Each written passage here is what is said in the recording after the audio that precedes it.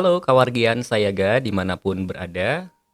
Jumpa lagi bersama saya Fernando Urmeneta di podcast Sayaga Hipnoterapi. Tentunya tidak lupa saya mendoakan agar kawargian sekalian selalu diberkahi dengan kasih sayang, kedamaian, kebahagiaan, dan keberlimpahan di berbagai aspek kehidupan. Dan bersama saya sudah ada Dr. Anto. Halo dok, kita akan membahas mengenai asam lambung nih, Ya, atau nyeri lambung lah katakan seperti itu ya.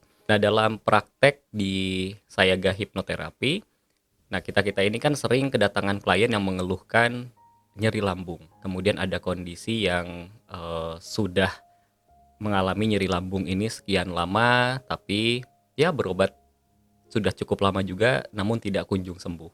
Kalau secara fisik sebetulnya, apakah memang memungkinkan ketika ada seseorang yang mengalami satu gangguan fisik tertentu, kemudian sudah melakukan pengobatan, tetapi kok sepertinya belum kunjung untuk sembuh gitu. Nah, dari sudut pandang Dokter Anto, selama ini ya tentunya ketika menghadapi pasien-pasien yang mungkin ada satu dua atau mungkin banyak gitu ya yang mengalami nyeri lambung seperti itu, eh, apa yang Dokter Anto dapatkan? jadi memang dalam praktek saya sehari-hari, Mas, terutama memang penyakit lambung ini hampir tidak pernah absen ya. Hmm, Selalu hadir terus ya. iya. Jadi selalu ada dan kadang ya juga menjadi penyerta dari Hmm, berbagai penyakit lain. Misalkan saja flu punya lambung, hmm, terus kemudian hipertensi punya lambung gitu kan. Ya memang dan manusia harus punya punya lambung ya lambung, kan, kalau kalau enggak enggak nanti gimana dong susah makanya dong. ya. Ya, tapi dalam artian itu tadi seringkali mereka mengeluhkan ada gangguan lambung. Bahkan yang paling ya kalau saya mungkin paling agak tanda kutip heran ya, yaitu banyak orang tua bahkan mengeluhkan anak saya sudah dikatakan punya penyakit lambung dok. Nah ini padahal anaknya masih umur 5 Hmm, tahun, hmm, 6 tahun ya.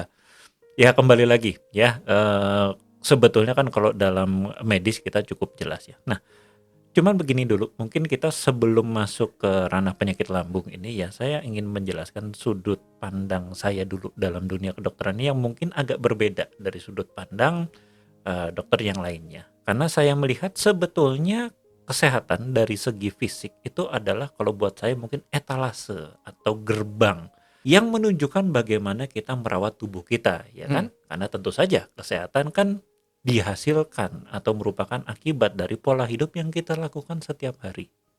Apakah kita akan sakit atau sehat, tentu saja itu berkaitan dengan pola hidup kita. Ya, kadang kita tidak bicara 1 atau 2 hari ke belakang saja, tapi bahkan 5 sampai 10 tahun ke belakang bagaimana kita menjaga diri kita. Nah, apa yang ditunjukkan dari kesehatan atau dari segi fisik? Kalau untuk saya sendiri, saya membagi ada 6 aspek Hmm. sebetulnya. Yaitu yang pertama adalah aspek fisik itu sendiri. Ya, disinilah sebetulnya kita bicara pola makan, pola minum, olahraga, istirahat, dan lain-lain. Nah, kita membahas itu semua pun itu sebetulnya baru masuk satu aspek, yaitu aspek fisik. Tapi ada 5 aspek lainnya sebetulnya yang perlu kita nilai juga, yaitu aspek pikiran, emosional, sosial, kemudian finansial dan spiritual itu sendiri. Hmm. Kenapa? Ya karena kan kita juga pasti juga ya mungkin beberapa sudah merasakan ya ketika pikiran kita ruwet, nah fisik juga pasti ikut-ikutan lemes ya, tidak semangat dan lain-lain. Emosional kita tidak terkendali. Nah, itu tadi, itu juga menjadi salah satu penyebab penyakit lambung yang banyak gitu kan. Kemudian sosial misalnya dia mendapatkan lingkungan yang tidak mendukung dia, tidak support, kembali fisik juga kena. Apalagi finansial ya akhir bulan pusing ya kan. Nah, itu kan sudah jelas berarti. Nah, sedangkan kalau spiritual di sini sendiri sebetulnya saya lebih mandang kepada ya, tujuan hidup. Kadang-kadang orang yang makin tidak punya tujuan hidup ya otomatis fisiknya kan juga akan menyesuaikan. Hmm. Ketika kita katakanlah ya seperti kita misalkan ya mau kontes binaraga ya kan kita kan bentuk fisik kita. Artinya kita punya tujuan untuk jadi binaraga. Tapi kalau kita tidak punya tujuan itu, ya kan ngapain juga kita punya fisik sebagus itu sebetulnya. Nah, dalam hal-hal kehidupan kita sehari-hari kan juga sebetulnya gitu. Kalau kita tidak punya tujuan yang jelas, kita harus punya fisik yang bagaimana. Dari situ tadi, jadi kalau pertanyaannya adalah kenapa ya kok banyak orang udah berobat gitu kan, berkali-kali, bahkan mungkin bertahun-tahun, tapi kok belum sembuh-sembuh juga. Ya salah satunya tadi saya bilang. Kenapa? Karena kebanyakan ketika kita berbicara kedokteran zaman sekarang, itu tadi kita bicara aspek fisiknya Hmm, saja tadi. hmm. Pola makannya gimana? Pola tidurnya gimana? Minumnya bagaimana? Dan lain-lain. Tapi kita lupa. 5 aspek lainnya ini sebetulnya, ya kalau untuk saya, seorang dokter juga harus bisa memeriksanya. Dan disitulah saya banyak belajar dari hipnoterapi ini sebetulnya adalah untuk 5 aspek ini. Nah, mungkin ya kita diskusi ya, kalau dari segi psikologi sendiri kan, kalau sebagai hipnoterapis dari Mas Nando sendiri, gimana? Apa banyak juga gitu ya yang datang ke hipnoterapi untuk terapi lambung karena gangguan ini emosi Iya, gitu? iya kalau seperti tadi sudah disebutkan di awal bahwa cukup banyak klien yang datang ke saya hipnoterapi Hmm, keluhannya adalah keluhan lambung ya, gitu ya. Jadi tapi bukan ini ya, bukan bola lambung, bukan ya, gitu. umpan lambung. Bukan umpan lambung, tetapi Ya, gangguan pada ya, lambungnya. ya. Nah, ada beberapa yang juga mengatakan bahwa sudah diperiksakan ke dokter, Hmm, tetapi ya kata dokter sih sehat-sehat saja. Tapi ya faktanya dia merasakan rasa nyeri di lambungnya. Nah, tapi yang unik begini dok, bahwa ada beberapa klien yang datang justru di apa ya, direkomendasikan oleh dokter yang hmm, menangani gitu, iya, bahwa betul. dokternya mengatakan, oh ini secara lambung sudah diperiksa, bahkan sudah sampai melakukan USG gitu ya. Ya, Lambungnya baik-baik saja betul. sebetulnya. Nah, mungkin Anda stres. Nah, coba ke hipnoterapi dulu. Nah, justru Ya, sepertinya saat ini di dalam dunia medis pun sudah terjadi sebuah keterbukaan atau mungkin ada perubahan paradigma gitu ya, di mana para dokter itu sudah apa ya, sudah melihat aspek-aspek yang berbeda selain dari aspek fisik sendiri. Ya tentunya kalau memang sudah dipastikan. Karena kalau saya sendiri pun juga ketika ada klien yang datang dan kemudian mengeluhkan kondisi fisik tertentu, tapi belum periksa ke dokter gitu ya, maka saya akan tegas mengatakan harus diperiksakan dulu ke dokter. Ketika mendapatkan klien-klien yang mengalami gangguan di fisik, maka pertama kali memang harus dipastikan dulu secara medis itu tidak ada gangguan. Nah, mhm, sekarang bagaimana kondisi pikiran kemudian mempengaruhi sehingga seseorang itu bisa mengalami kondisi nyeri di lambungnya atau mungkin asam lambung berlebihan gitu ya. Karena juga sampai ada yang asam lambungnya itu naik gitu ya, iya, betul, sampai ke mulut betul. dan lain sebagainya begitu. Ketika seseorang menghadapi sebuah peristiwa yang terlalu besar untuk dia hadapi atau mungkin terlalu mengancam untuk eksistensi dirinya, maka akan muncul kondisi yang disebut dengan stres. Nah, kondisi yang disebut dengan stres itu pastinya akan direspon. Nah, nanti ini kembali ke dokter Anto nih, gitu. Karena ketika kondisi stres itu pasti akan direspon oleh fungsi hormonal di tubuh. Mmm, Dan ya mungkin juga Kawargian mengetahui ketika fungsi hormon kita mulai terganggu, ya maka fungsi tubuh keseluruhan juga akan terpengaruh. Tergantung dari hormon mana yang terpicu pada saat itu. Ketika kita berada dalam kondisi stres kan sebetulnya pilihannya cuma 2 nih, melawan atau lari. Jadi ya fight or flight mechanism lah gitu ya. Nah, tapi apakah kita memilih melawan atau kita memilih untuk lari, ternyata mekanisme kerja yang terjadi di dalam tubuh kita itu sama, Dok, gitu. Jadi mekanismenya yang terjadi adalah, stimulus itu akan diterima di otak, kemudian diproses, dan ada serangkaian tertentu yang pada akhirnya akan mengeluarkan hormon-hormon tertentu. Nah, berkaitan dengan stres, tentu hormon yang akan dikeluarkan itu adalah kortisol dan adrenalin. Nah, tentunya akan membutuhkan energi yang sangat besar sekali dan, mungkin sistem kesadaran kita atau sistem tubuh kita akan menganggap bahwa lambung kita adalah organ atau lumbung padinya, istilahnya begitu. mhm, Karena kan ya betul, lambung tempatnya mencerna.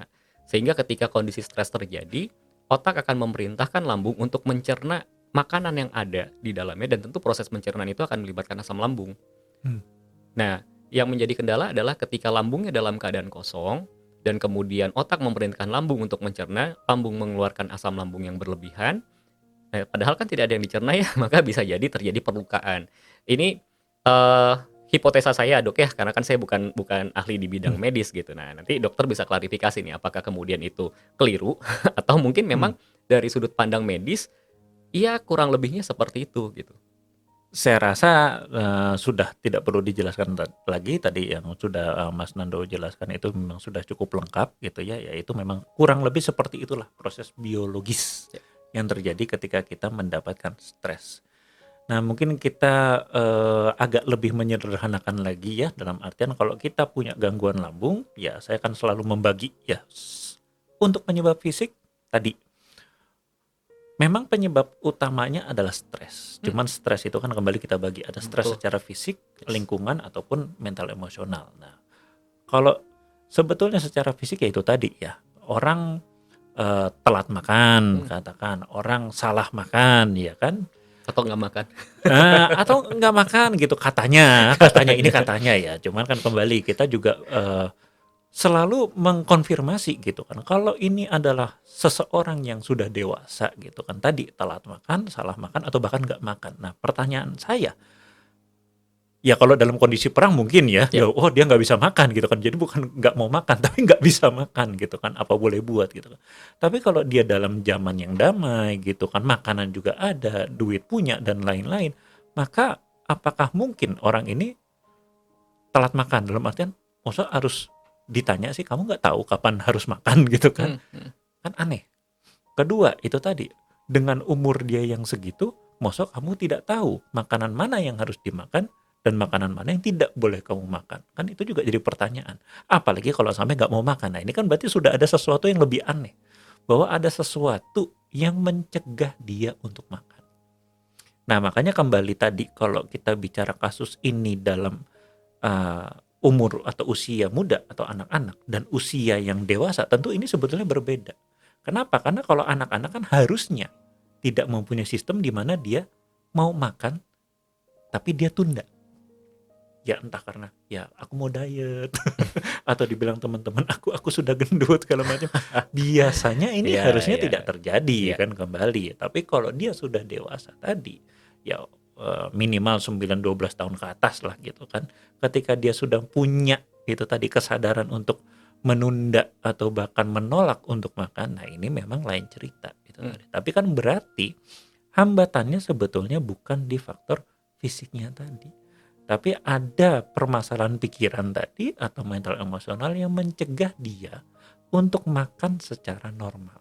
mhm. Sehingga ini mengganggu fungsi lambung yang tadi. Nah itu kalau kita bicara penyebab secara tadi fisik ya. Ya kalau stres lingkungan ya tadi misalnya Ya. perang lah, nggak bisa makan dan lain-lain. Tapi ya kembali kalau kita lihat dunia sebetulnya ketika perang memang mereka nggak bisa makan. Apa ada keluhan sakit lambung di medan Betul, peperangan gitu kan? betul, betul, betul.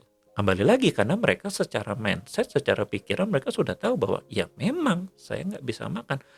Perut perih iya, tapi kan bukan jadi gangguan lambung gitu Betul, kan. betul. Ya memang karena perutnya tidak diisi makanan dalam jangka waktu yang panjang. Nah ini kembali yaitu adalah kondisi-kondisi yang muaranya pada akhirnya, kecuali tadi ya lingkungan, ya memang lingkungan yang memaksa ya. Tapi muara terakhirnya adalah kebanyakan dari pasien saya yang menderita gangguan lambung ini ya kebanyakan memang mempunyai masalah di pikiran ataupun mental emosionalnya tadi.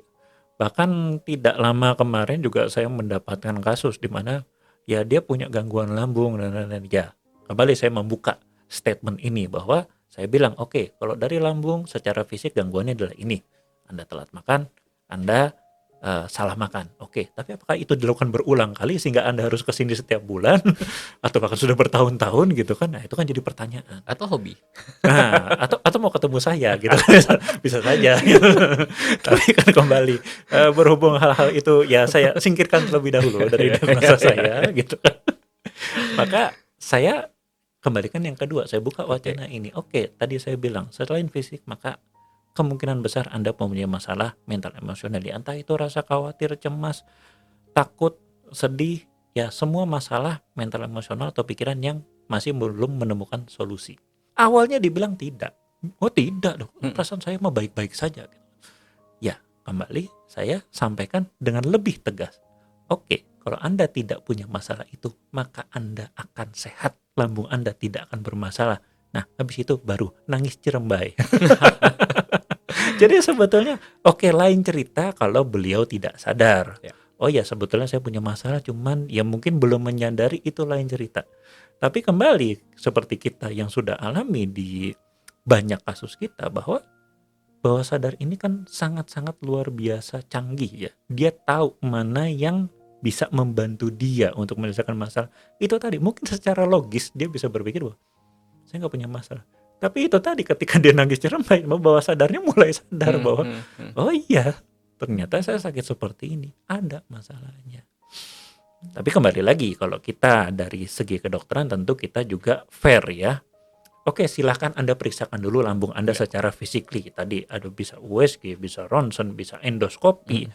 supaya kita juga jelas. Ya jangan sampai juga kita, selama ini saya keluhan lambung, ternyata jantung. Nah, itu dia Kan tuh. bisa juga Bisa. kan gitu kan. Tiba-tiba besok penyakit lambung, oh dia mau meninggal gara-gara penyakit lambung.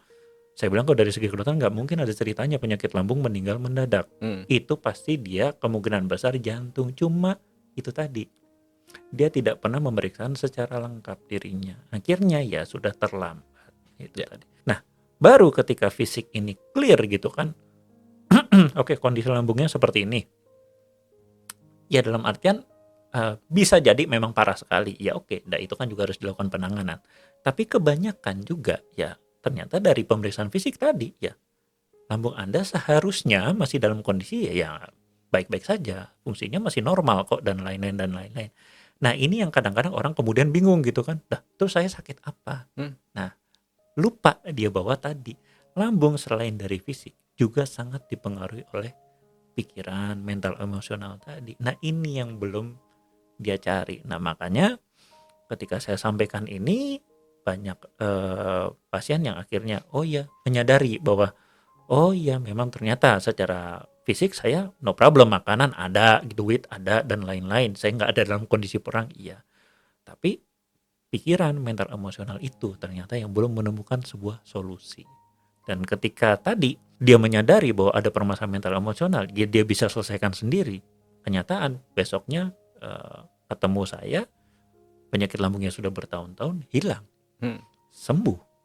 Tapi ada juga kasus di mana kenyataannya memang ya dia tidak bisa untuk mencari solusi itu sendiri. Nah, itulah kan yang akhirnya sering kita bantu.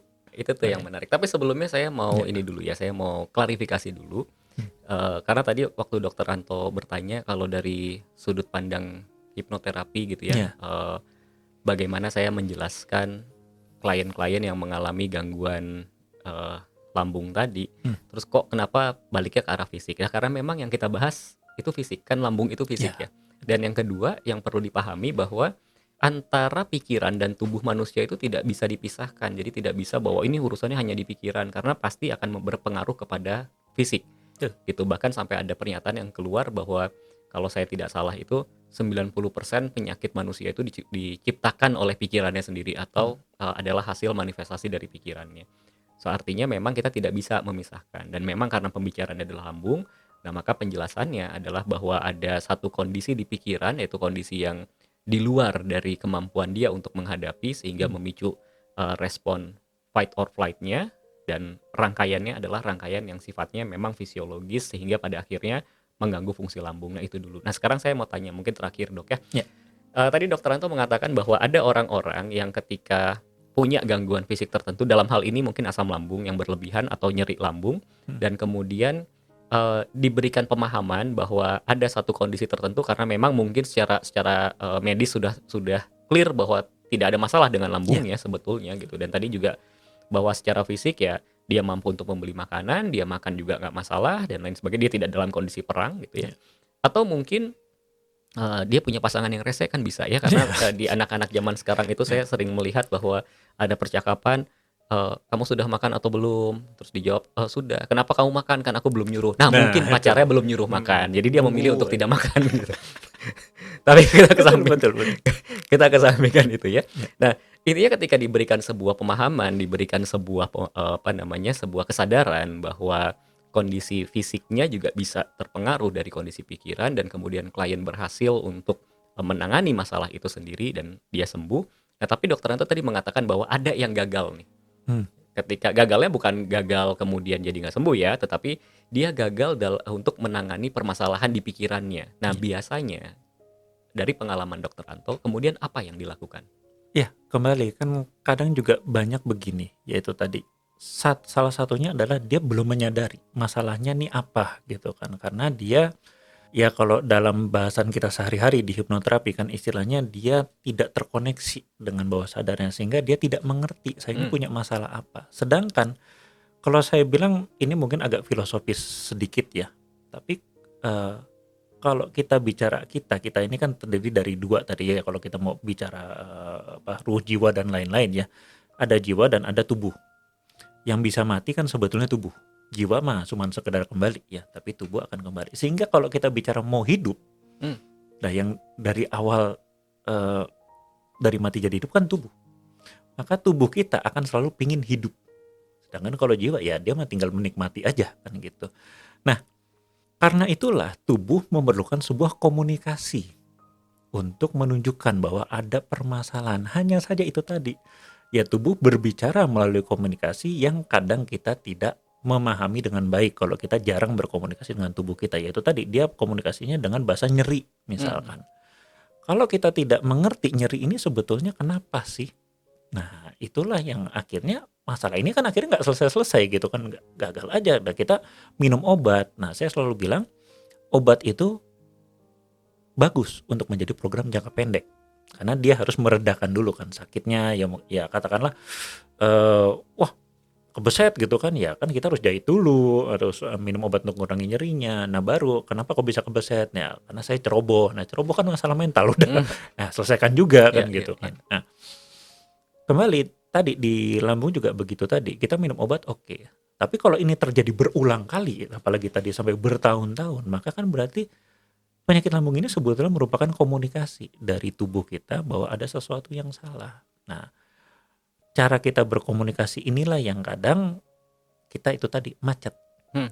Nah, sedangkan dalam hipnoterapi, nah kan kita membantu untuk si klien ini sendiri tadi terkoneksi lagi dengan bawah sadarnya, mencari sumber permasalahan yang sebenarnya, dan akhirnya untuk menyelesaikan atau menghadapinya. Nah, disitulah akhirnya terjadi kesembuhan yang baik. Sehingga kalau tadi kita cuman berbicara menghilangkan nyerinya, tapi proses untuk pemulihannya tidak kita perbaiki, maka di atas kesannya beres, tapi di dalam tetap rusak. Oke. Jadi seperti kalau kita Nah, itu. tertusuk paku yang berkarat, kemudian hanya ditutup Iya, dengan Band-Aid gitu ya. betul. Iya, di atasnya kelihatannya beres atau kita Iya, jahit lah langsung, iya, oh iya, iya, rapat iya, nih, iya. di dalamnya bolong lama-lama. Nah, iya betul, Nah, betul, betul, itulah betul. yang sebetulnya itu dalam dunia kita, kayak kemarin juga saya selalu seperti itu. Apalagi kalau udah penyakit kronis ya, gula, tensi dan segala macam. Iya, dengan obat mungkin terkontrol gulanya, tapi proses kerusakan di dalam ini kan tetap Ya. berjalan. Nah, itu juga yang terjadi dengan ya penyakit-penyakit yang seolah-olah tidak sembuh-sembuh. Bukan tidak sembuh, kemungkinan besar karena kita belum masuk ke penyebab utamanya. Kita sibuk untuk menghilangkan akibatnya, tapi belum masuk ke penyebabnya. Nah, itulah yang banyak saya alami di pasien-pasien saya dengan penyakit lambung. Ya, gini. Oke, siap dok. Mungkin cukup dulu karena Ya. kita udah berapa jam baru berapa menit.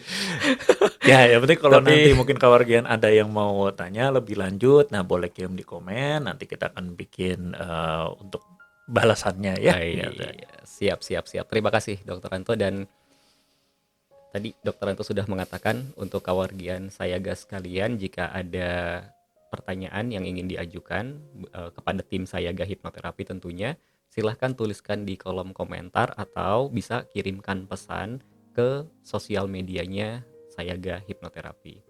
Nah, seperti itu. Dan terima kasih sudah menyaksikan. Semoga apa yang menjadi pembicaraan pada pertemuan kali ini dapat memberikan manfaat untuk kawargian Sayaga sekalian. Dan kita akan berjumpa lagi di podcast Sayaga Hipnoterapi berikutnya. Sampai jumpa.